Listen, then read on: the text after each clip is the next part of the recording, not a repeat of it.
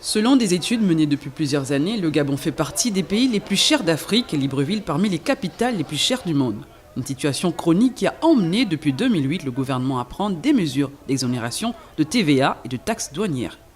L'une des plus grandes avait emmené le gouvernement en 2013 à prendre un arrêté concernant 166 produits dits de première nécessité: viande, volaille, poisson, conserve de poisson, produits laitiers, fruits et légumes, légumes en boîte, pâtes alimentaires, riz, entre autres, sacrifiant 30 milliards de francs CFA au profit des commerçants.